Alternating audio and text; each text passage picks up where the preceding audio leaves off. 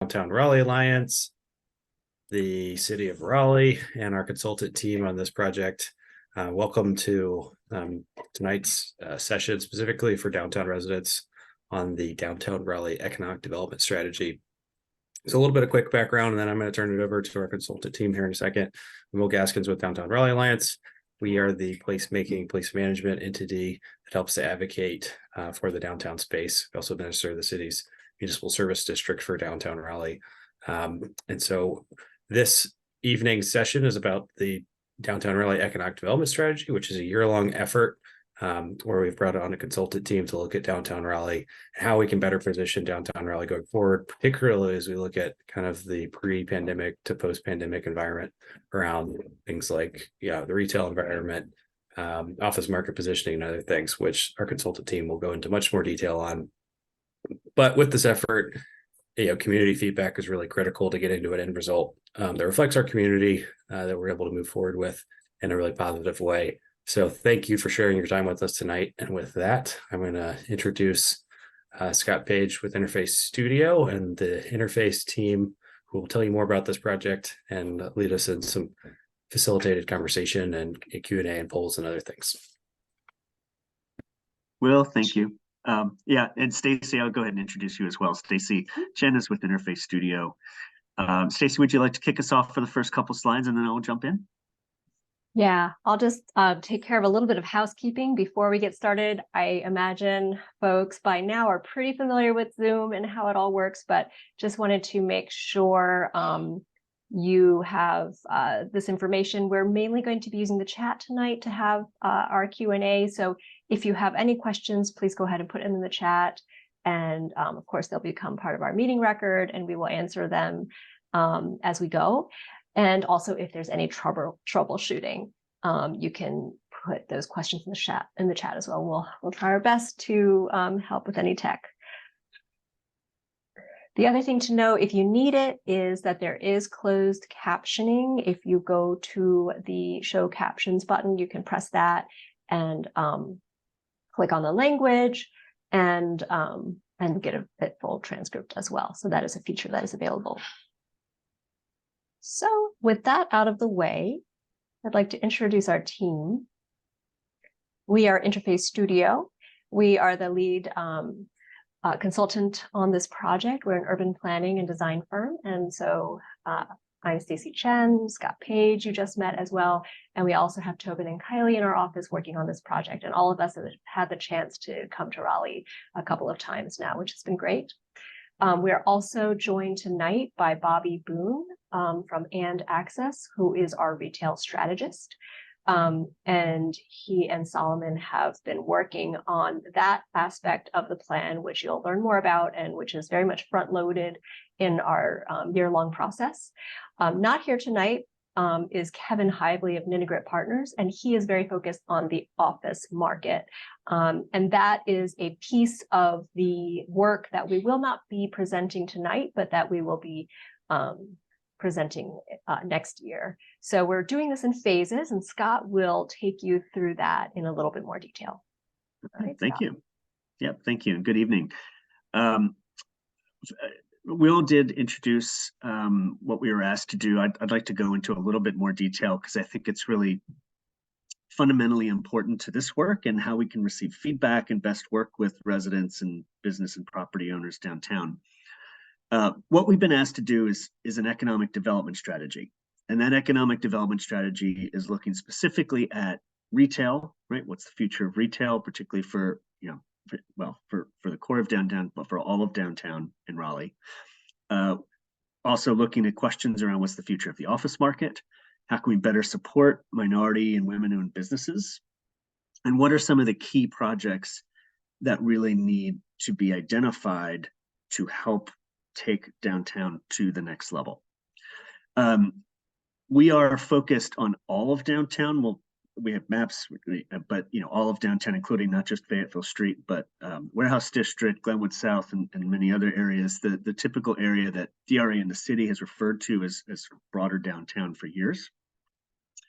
Although today we will be focusing more on the Fayetteville Street corridor and some of what we've learned around retail, which is really just the timing of where we are in the project. There were some particular concerns around the future of Fayetteville and the surrounding streets.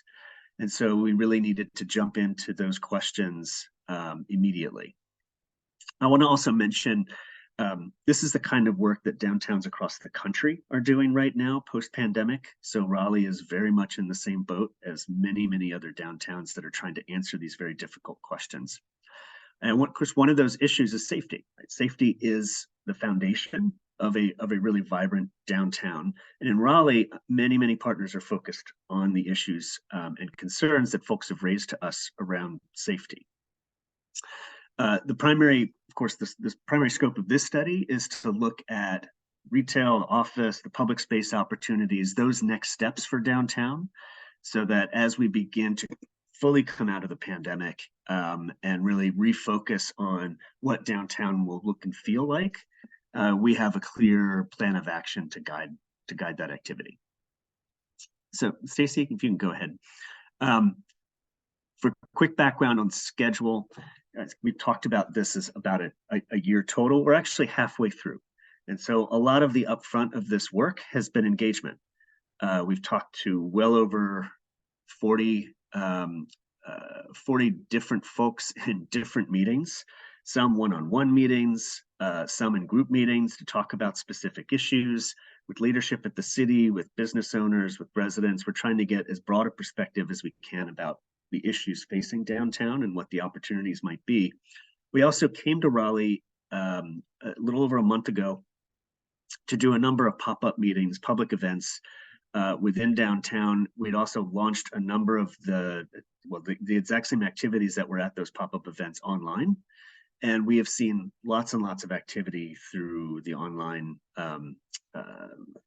activities that we put up so that we could get even more feedback. So this has been a lot of listening to date. We've also been collecting data. So some of what we're going to share tonight is some high-level findings on what we found and what we understand the issues are through the eyes of folks that we've spoken to and the research that we've done, with a bit of a direction on where we think we might be going. But that's where we really need some input and background from all of you as to where, what's most important to you in terms of how we look at the future of downtown and the things that we need to address. Stacy? As I mentioned, we have a number of different activities. They've been open for the last month. I get emails every single day because I get a note every single time someone posts a comment in one of our tools, online tools. And there's been some really rich discussion about downtown, how to activate Fayetteville Street or make it more comfortable. Not all of those comments agree with one another, which is exactly what we would expect. There's lots of folks here with very different opinions, and that's really, really valuable for us.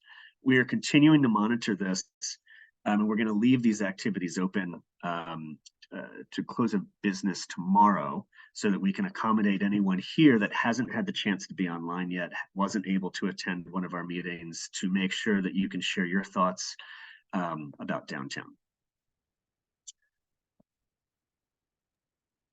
Okay, so now we want to know a little bit about you. We have a couple of these interactive polls throughout this presentation to help us understand who you guys are. So if you haven't used Mentimeter before, it's pretty simple. You can grab your phone, or you can, if you have another browser window open, you can type that in along with the number.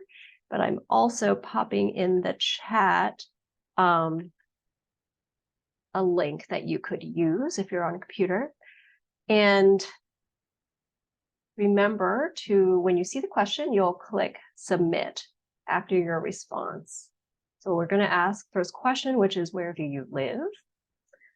So if you are logged into menti.com and have punched in that code 8325-8668, you should see on your screen some choices for neighborhoods, and that'll help us understand which part of downtown you're coming from. If you don't see your neighborhood on here, you can certainly add it to the chat.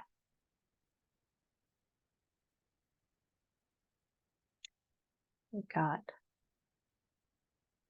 4 responses thus far. I don't know if everyone has had a chance, or if anyone's having trouble, also do let us know in the chat. Glenwood South, Warehouse District, Fayetteville Street, and Mordecai. Great. All right, so it's a pretty good distribution for tonight, and also North Blount Street Commons. Great. Okay. And another for Glenwood South. All right, wonderful. So we'll have a couple of more of these as we go through the presentation. So keep your phones or additional window open, and we'll ask you a couple more questions coming up. Yeah, so as I mentioned, this work is focusing on downtown as a whole, but some of the work, particularly around what's the future of retail in downtown, and also how can we create a more active, engaging Fayetteville Street, are front-loaded in this work. And so that's really what we need to focus our conversation on today. With that, I'd like to invite Bobby Boone to come on and just say a few words about a couple of the slides, the research that he's done around retail in particular, which will just help to put Raleigh in context a little bit around some of those opportunities. Bobby? All right. Well, good evening, everyone. Hope you all are well. So I'm Bobby Boone, retail strategist on the project. One of the things that we've done is looked at downtown spaces, just really understanding, who are the tenants, what are the space typologies, and how we can really drive a tenant mix that serves the residents of downtown, the residents of Greater Raleigh, as well as visitors to the city. And so with that, one of the things that we wanted to look at is just really understanding, what is the spaces that are offered within not only Raleigh, but some of its comparable markets across the nation. And then what's the average space size leased? As you see, Raleigh does have some smaller spaces. However, the space size leased, and specifically comparing that space size to the average size of vacant space, which is at 2,960 square feet compared to the 1,775 square feet, there's over 1,000 square feet difference. And so that means mostly the spaces in downtown Raleigh are too large for many businesses to occupy that are currently looking for space. Next slide. As you get into this dynamic, it's also really important to understand kind of what new is coming on the market right now. And so, as you all are well aware, there's a lot of development that's occurring. Many of it has been recently completed, some that's under construction, which is visualized in the purple, and then the planned and proposed, which is in blue. And a lot of that development is happening along the western spine and some along the southern spine of the city. And so really understanding, how that continues to push kind of retail demand as it relates to being proximate to customers and having convenience-oriented goods and services that can, appeal to that residential base is something that, is really a consideration as we're really weighing what's happening as it relates to return to office within some of the downtown core along Fayetteville Street in comparison to this district. Next slide. And then, when you're looking about the retail and which buildings have, which of those residential buildings have retail planned for development, you recognize that there's, a lot of over 136,000 square feet under construction currently, and even more proposed. And so as we're considering, what type of space is going to be available, looking at the tenants that will be able to occupy that space and ensuring that, that matches the demand that is present within the market today. Next slide.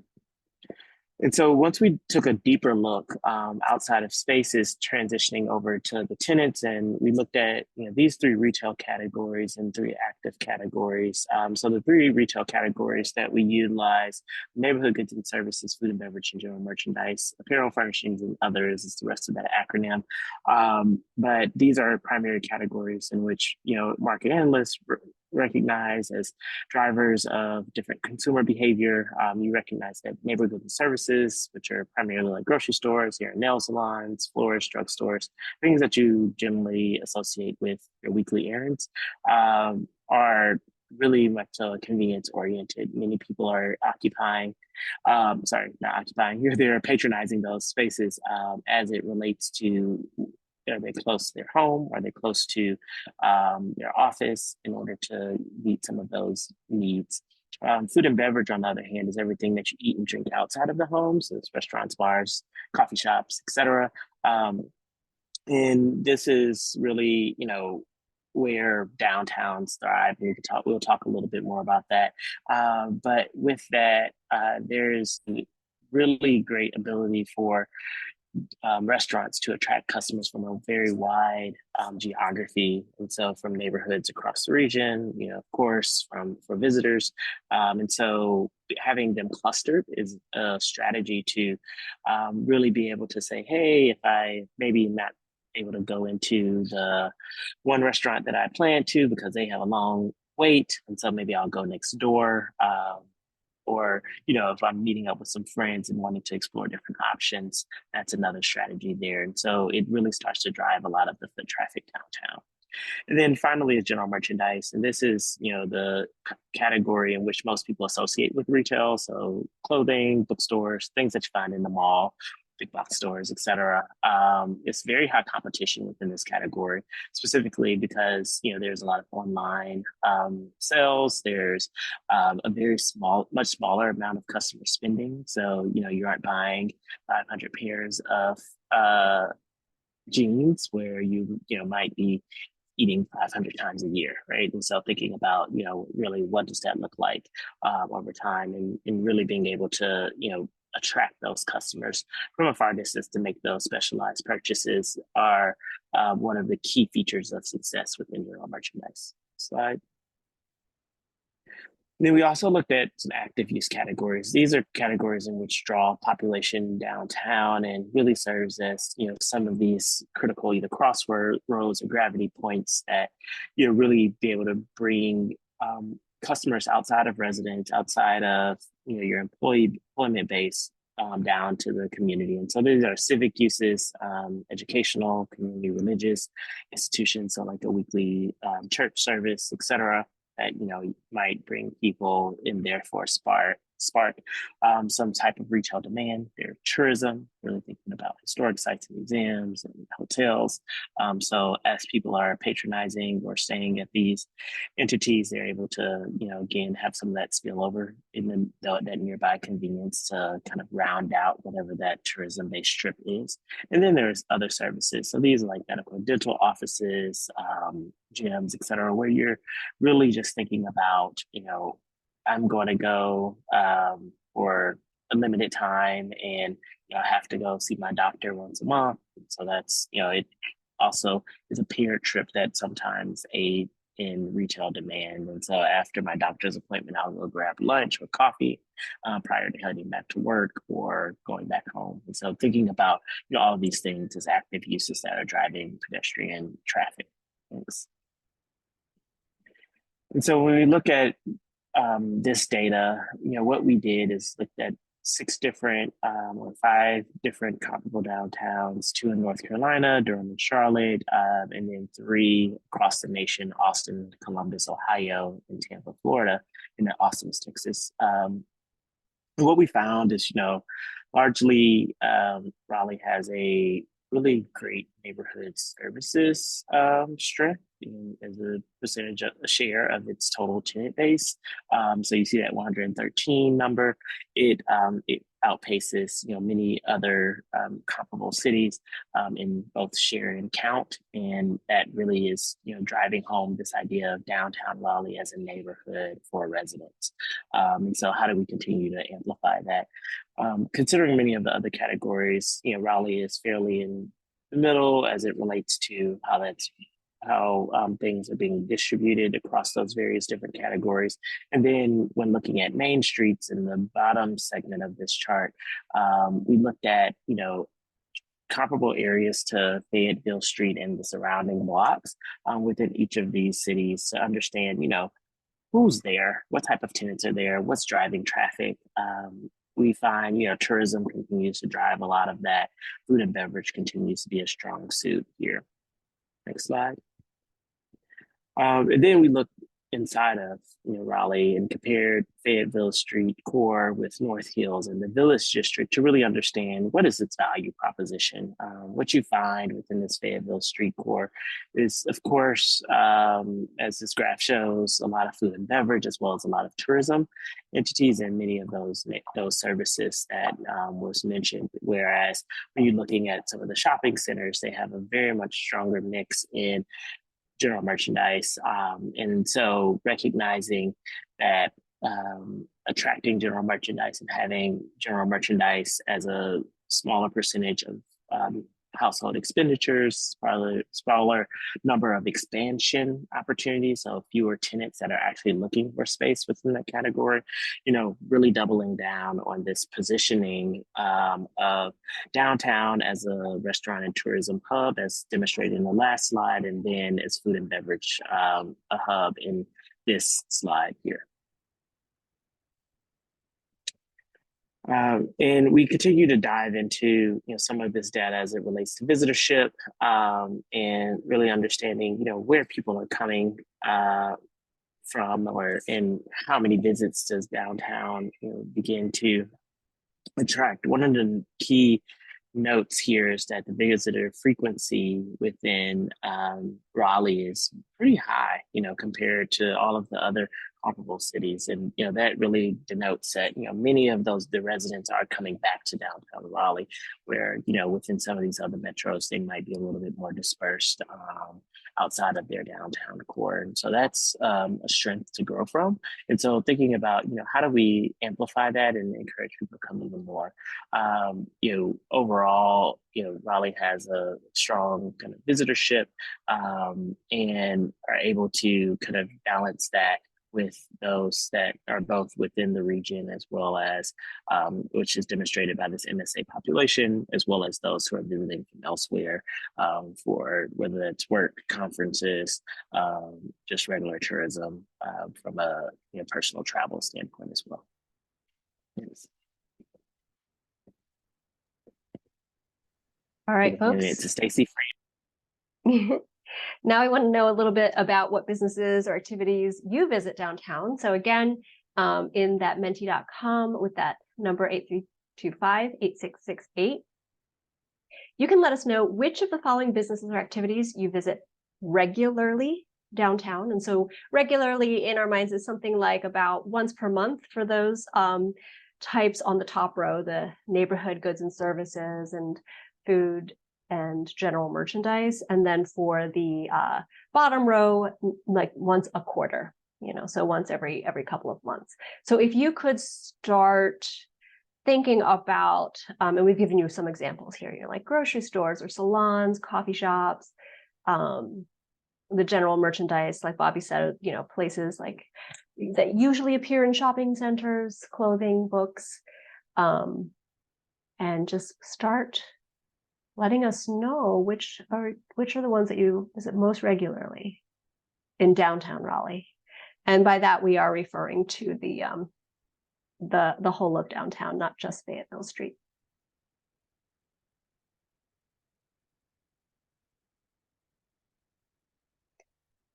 Bobby, this is really turning out to be a lot like your chart. Neighborhood goods and services, food and beverage, and tourism. Yeah. Data is aligning. Great. All right. I'll just give you a few more seconds if anyone else is still trying to do this activity, but we also have a follow-up then thinking about these same things.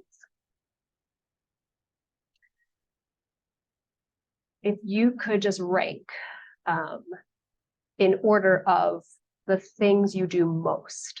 So 1 being the types of businesses or activities that you come downtown for most, and 6 being least.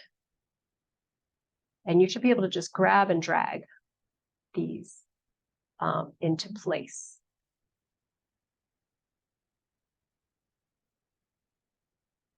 Oh, interesting. Give it a few more seconds though. Seems like there's still some movement going on.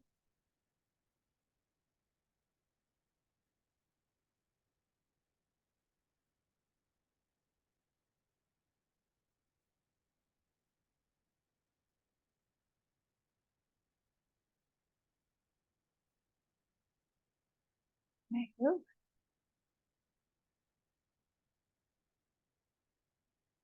All right. Give it like 5 more seconds. Great.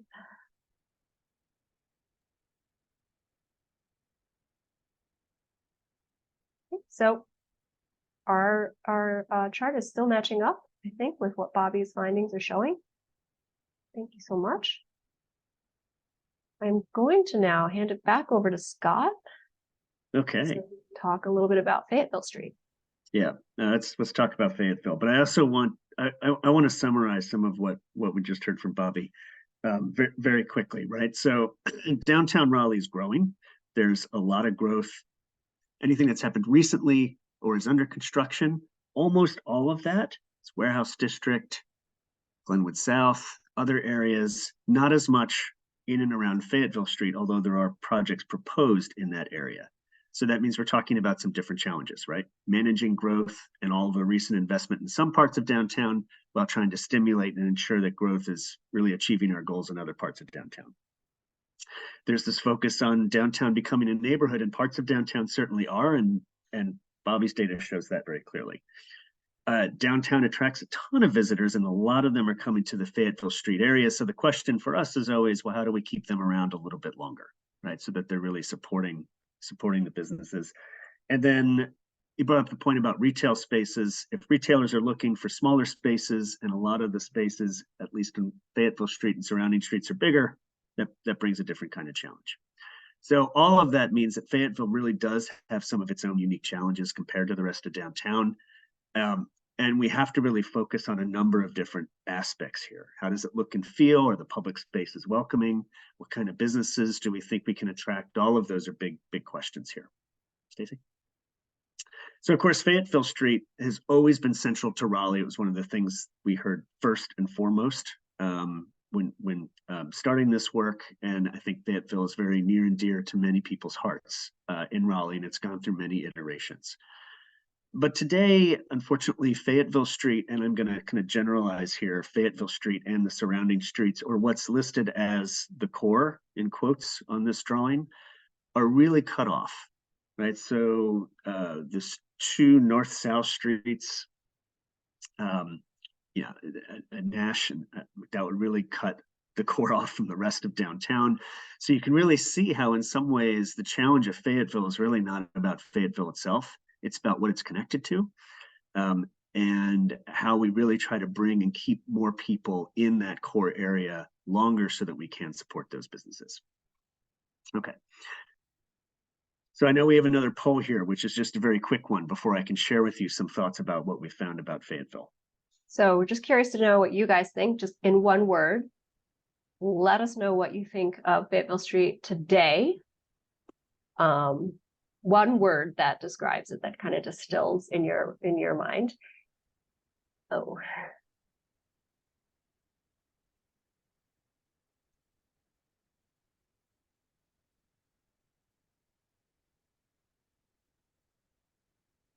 Empty, sleepy. One more. There, one more thought. Potential.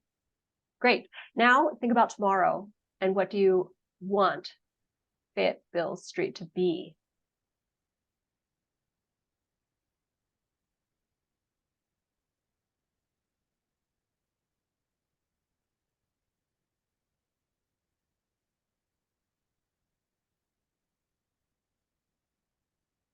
All right.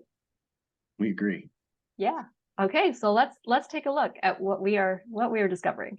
Yeah, exactly. So we've been asking, of course, we've been asking people about Fayetteville Street and downtown broadly and through all of our outreach. The DRA does an annual survey every year.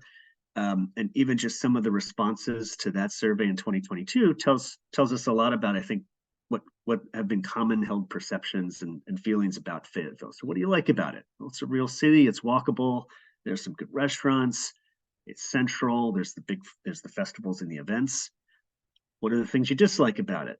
Sometimes it can feel empty and unsafe, as you all have just reinforced in the last activity. What activities or programs do you attend, the performances, and of course, what kinds of things would you like to see? Things to make it more vibrant. That's what all of those answers say to me: beautification, lighting, aesthetics. So clearly, this is something that's on the minds of folks very clearly with respect to what Fayetteville can look and feel like. I think it's really important that we talk about Fayetteville not as a corridor, but as a series of overlapping districts. So we did this extremely messy map that really demonstrates how this place functions. And I think in so many past plans, Fayetteville Street, because of its importance as this kind of civic boulevard for the city, stands alone as this one shining beacon of a street. But of course, it's greatly impacted by what happens on Salisbury and Wilmington, Hargett, Martin, all of those cross streets. And we have these pockets of things that are happening, right? So there's pockets of retail and restaurants, some of which are on Fayetteville and some of which are not. There's pockets of housing, so new residents right in the core of downtown, some of which is on Fayetteville, some of which is not. And then what's important to note about this diagram when I talked about how cut off Fayetteville in the core is from the rest of downtown is that everything that's hatched in black are parking lots. Parking lots are garages. And then you have some hatched in blue, which are things like the Justice Center or the Wake County Courthouse. But those are necessary functions, but they're not necessarily adding a whole bunch of vibrancy to the street level. They're not designed to be that kind of a use, right? So we're really hemmed in by a lot of uses that can really impact how Fayetteville feels. And then there's the look and feel on the ground. And this is what a lot of folks have said to us, the quote here, "It's all cement on Fayetteville." We agree. When we were there one time, we took a whole bunch of pictures, of course, of Fayetteville and all of the surrounding streets. But these were the pictures that we were looking at after the trip. And we said, okay, well, these are our Fayetteville pictures. And then we looked at the pictures of everywhere else in downtown. And it's a very big, stark difference, right? Color, vibrancy, interest, lighting. I think there's been so much attention and importance placed on Fayetteville. We need to bring back some of the experimental nature and the risk-taking that Raleigh's been so good at, and to really bring in some of these kinds of activities that will bring people there more frequently. One of the things that folks told us is that Fayetteville's wide sidewalks are what sets it apart. Very wide sidewalks, right? When the street was reopened in 2009, the street was reopened with nearly 30-foot sidewalks, which again, in theory, is a really big sidewalk, and it is a big opportunity. But then the way that it was designed is it was really split up into zones. And so you have a 12-foot walking zone, and then you have what's kind of called this living room zone, but it's filled with a lot of planters and street furniture that are immovable. So if you want to do something like support a restaurant where they could have outdoor seating, it's difficult. It's a lot more difficult than it should be on a sidewalk that size. And so we have all of this great space that's an opportunity, but we're not using it to the best of our ability to support things like outdoor dining or even small plaza space, play space, you name it. There's a lot of things you can do within a 30-foot sidewalk, but the way that it's currently designed, I think it's time to reconsider some of what's on the street in terms of the furnishings and think about what they could be replaced with that would get us to some of those words that you had shared with us. I think we also have to focus on comfort. We were there on a very hot day over the summer and took quite a few photos. We have a heat gun, essentially a heat radar. camera that enables us to take pictures that give us the air temperature and the temperature of specific surfaces. And you can see, of course, the difference between Moore Square and City Plaza right in the middle of the day, and how much hotter it is. I mean, close to about 125 degrees at City Plaza. And I noticed in looking at one of our online activities where folks can post photos and make comments around certain ideas, there's quite a bit of discussion around shade, right? More shade, where it's really, where it's really necessary. And we saw quite a few people in City Plaza, and I'm sure you all have as well, that during a warm day are trying to find the corners of the plaza that have shade from the buildings to sit outside. So it's certainly something that's top of mind. The other thing that I think is really important is about the programming and events. So we did this big deep dive. We said, okay, what are all the events that are happening within downtown? We tried to capture a lot of the major ones. How often are they happening? How many of them are happening on Fayetteville Street? And that's what's listed on the left. Anything that's underlined is an event that happens on Fayetteville Street. Anything that is not underlined happens somewhere else in downtown. And then we asked that question about frequency. So is this an annual event, or is it a monthly event or a weekly event? And you can see, if you particularly look at the things that are underlined for Fayetteville Street, and then you look at how dark the colors are in the chart next to it, the darker the color, the more frequent those events are. There's very few that are different than an annual event, right? A weekly or a daily event. Live After 5 is something that folks have talked about as a real benefit. And I think they really see it as a benefit because it's a weekly dose of activity that brings folks to Fayetteville and activates the street. So we really have to think about ways to ramp up programming, but not just programming generally, but really the programming that's kind of everyday and weekly, that's smaller scale, that's making the place feel comfortable every single day of the year, to complement the things that are happening annually that people really do appreciate. So I think the opportunity is to really think big. And we pulled some photos here. I think some of these photos are embedded in our activities online because we really want to generate some discussion. But if we're thinking about the future of Fayetteville, we have this opportunity with a street that has wide sidewalks. That's a historic street that connects two major institutions within downtown Raleigh, and brings so many people there on a yearly basis. We should be thinking about large scale art. Right? What does that look like for Fayetteville? And this is where we're just trying to get people thinking with us. What are really the opportunities for that large scale art? And even the backside of the convention center has that effect that you can see driving by. That was one of those things I remember years ago when the convention center was built that got some national press. But I think we could look at large scale art. What does that feel like today? How does it make a statement? And how does it attract people to Fayetteville? We could also be looking at lighting. Right? What's the nighttime experience? And I think sometimes when people talk about lighting, they think of lighting with a capital L, like fixtures, big fixtures, like historic fixtures or Cobra headlights. We're also thinking about more playful lighting. And we're thinking about lighting that can help to connect the buildings, help to activate smaller spaces, all of those things that are really important to provide a sense of ambiance, particularly in the evening. We should be thinking as well about outdoor dining. What does outdoor dining look like on Fayetteville? I just talked about how difficult it can be to use the sidewalks that we have. How do we integrate better outdoor dining at City Plaza? I know there's been some initiatives by the city to look at shade structures and bringing in more comfortable spaces around City Plaza so that it can feel better for outdoor dining. But that is a big opportunity, particularly when some of the neighboring streets have smaller sidewalks, right? And they're doing actually pretty well with their outdoor dining despite the size constraints. We think we could really begin to ramp that up on Fayetteville. Yeah, and these are just other examples of how that's been done elsewhere. Of course, tree canopy and landscaping. You have some wonderful trees on Fayetteville. They have irrigation systems, so they have plenty of water.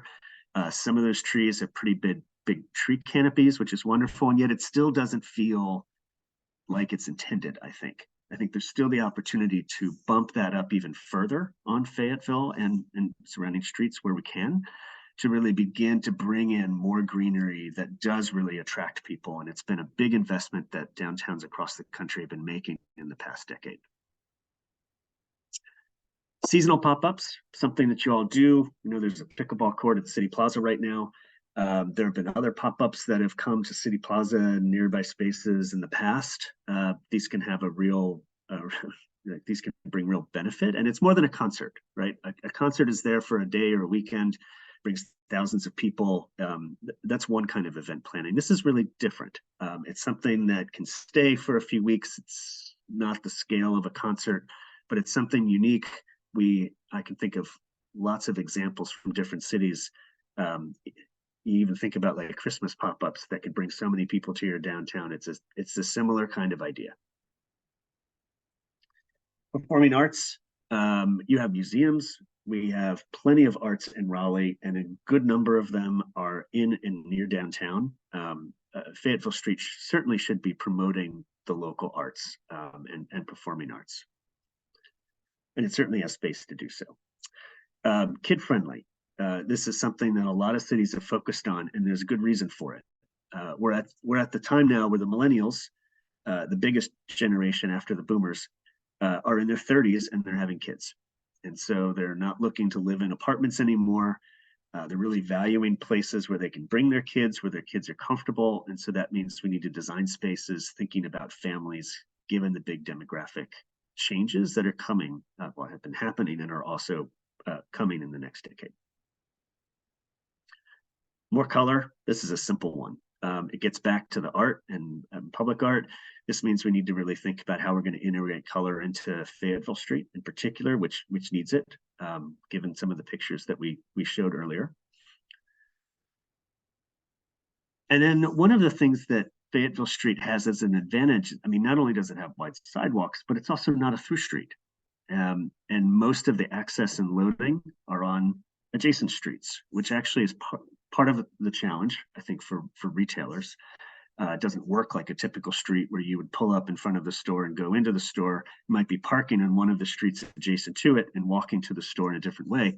But it's because it's not a through street, we have this opportunity to think about, well, how could it really function? If we wanted to bring more tree canopy or more color or different kinds of furnishings to the street, we could do it within the space between the buildings and really think about ways to slow traffic and create a uniquely distinctive street in Raleigh and in North Carolina. And there's been some chatter online about this as well. I think, you know, the efforts to close the street many years ago were done at a time when a lot of cities closed streets, and that was very bad for those streets. Most of those streets across the country have reopened, and in some cases, they've been redesigned along the lines of maybe a shared street, or they've taken other drastic measures to make sure that it's not just for cars, it's also for people, and that people feel comfortable walking up and down the street at any time of day. So these are some of the big ideas that we've been kind of kicking around just in terms of examples. Go ahead, Stacy. We've put a few things down on paper, and these are very kind of high level things, but I want to go through them because I think it's important to get some feedback and maybe answer some of your questions. Given the data that Bobby, our economist around retail has collected, and some of what he shared with you earlier, we need to be strategic about retail and restaurants. So not every ground floor can be a restaurant, not every ground floor can be a retailer. This is true in all downtowns. There are some opportunities, particularly on the northern end of Fayetteville, where the building stock and some of the activity is just better suited for those types of restaurants and retailers. So what if we thought about that as a place where we could focus on more outdoor dining and supporting, you know, supporting that kind of mix of stuff? There are some places within the center, around the center of Fayetteville Street, where you have more housing already, and there may be opportunities for more in the future. So if we think of that as kind of a living room on Fayetteville, maybe the street should really be accommodating the needs of the residents that live there on Fayetteville, whether that's distinctiveness and how we think about the location of plantings and seating.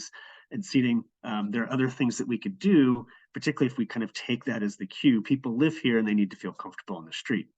And then the bottom portion of Fayetteville, really where you have Convention Center, you're close to the Red Hat Amphitheater, of course, the Performing Arts Center, and more. we could really think of that as an entertainment district. And frankly, City Plaza already works as kind of a white box space for entertainment, which is why it has so many events.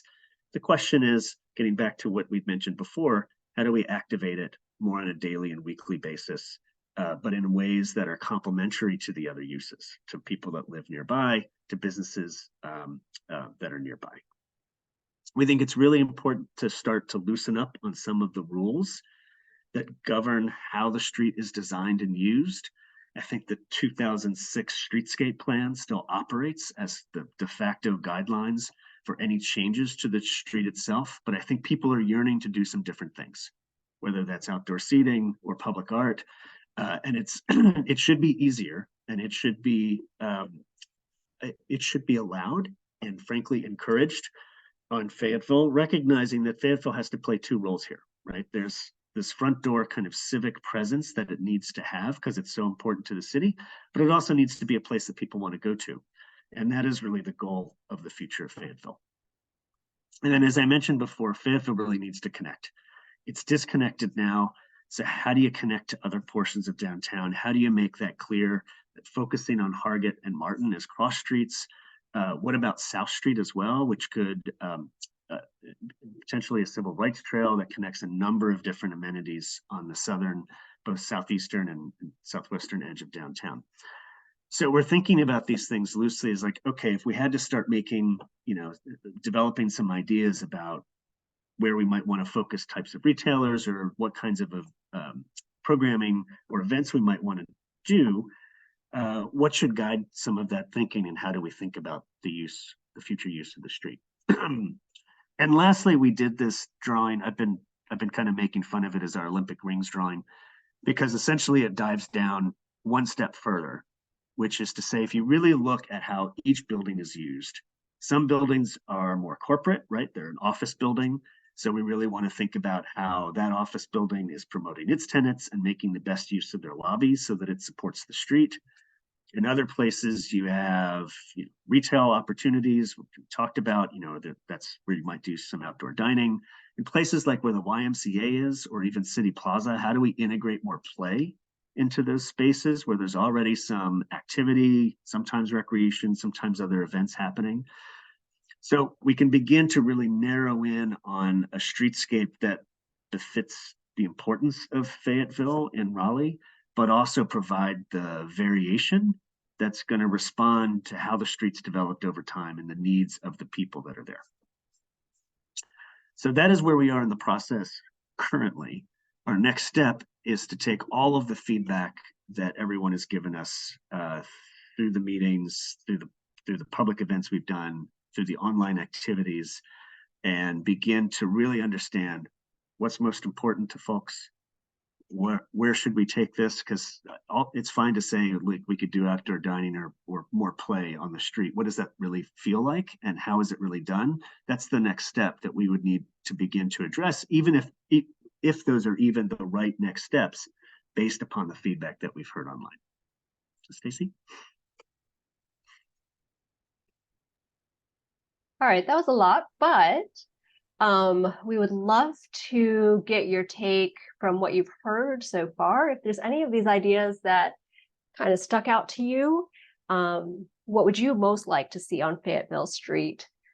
Again, you can go to the menti.com with these numbers, and you should be able to see on your screen, this is really open-ended. You can just write down what you saw that appealed, that you think might work on Fayetteville Street, that would draw you to Fayetteville Street. And you should also be able to, once we get some responses in, you can also respond to the responses if you see something that someone already wrote down that looks good to you. So give you a little bit of time to think it through, because there were a lot of things.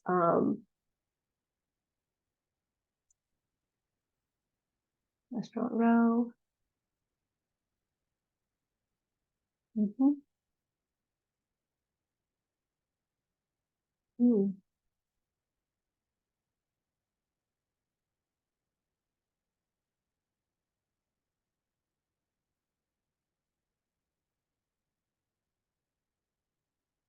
there's quite an appetite for outdoor dining.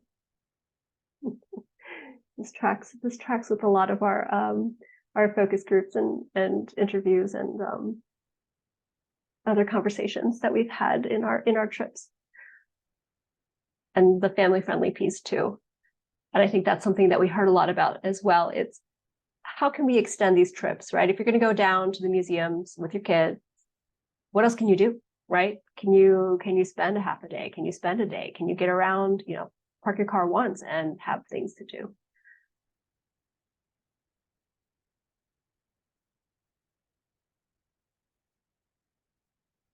Great.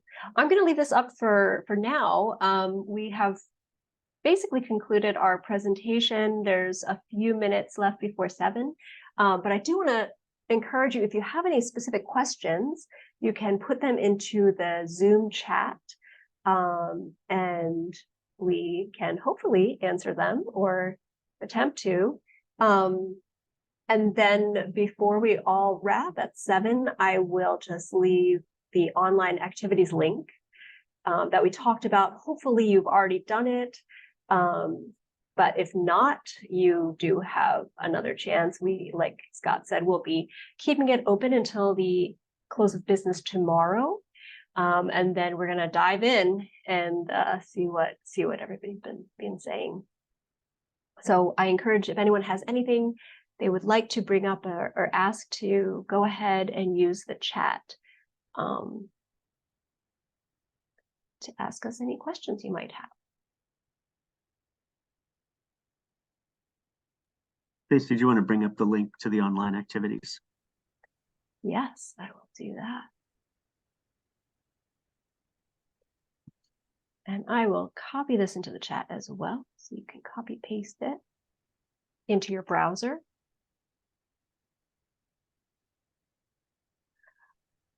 We recommend doing this on a computer if possible. It's just a little bit easier to see than on your phone.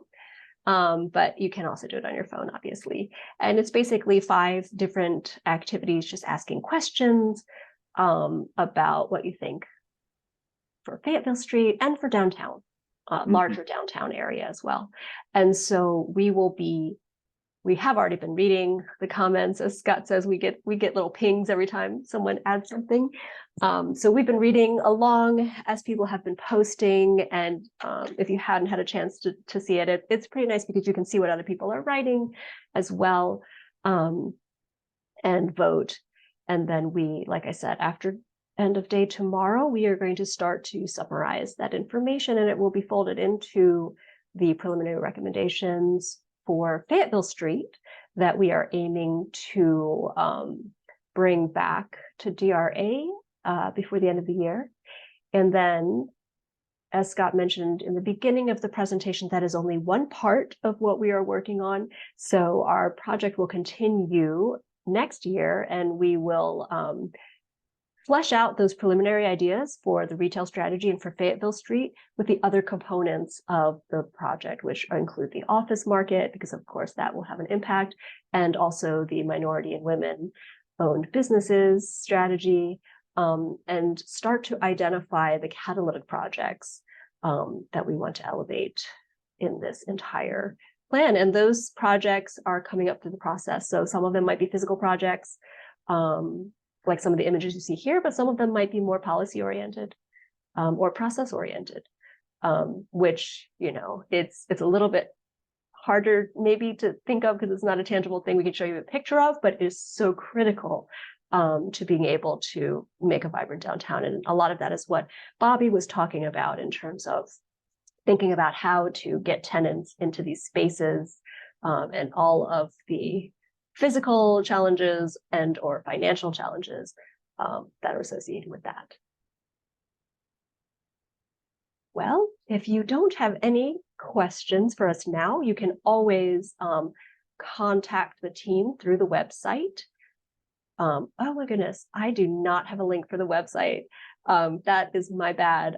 But certainly we have all of your registration information, and we can send that out. But it is a page on the downtown. Oh, thank you, Will. There it is. We'll drop it in the chat.